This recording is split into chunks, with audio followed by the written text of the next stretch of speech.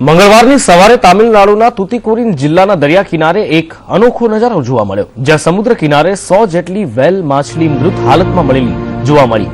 સોમવારે રાત્રે આ માછલીઓ સમુદ્ર તટ પર ફસાઈ ગઈ હતી। જો કે માછીમારોએ આ માછલીઓને ફરી સમુદ્રમાં નાખવાનો પ્રયત્ન કર્યો, પરંતુ આ માછલીઓ વારંવાર કિનારા પર જ આવી જતી હતી। જિલ્લાના વરિષ્ઠ અધિકારી રવિકુમારે આ મુદ્દે જણાવ્યું હતું કે આ ઘટના પહેલીવાર બની છે કે આટલી મોટી સંખ્યામાં માછલીઓ કિનારા પર મૃત હાલતમાં જોવા મળી હોય। ત્યારે આ ઘટનાની જાણ મન્નાર મરીન પાર્ક અને ફોરેસ્ટ ડિપાર્ટમેન્ટને કરવામાં આવી છે। હવે કયા કારણથી 100 જેટલી વેલ માછલીઓના મૃત્યુ થયા છે તે બાબતે તપાસ કરવામાં આવશે।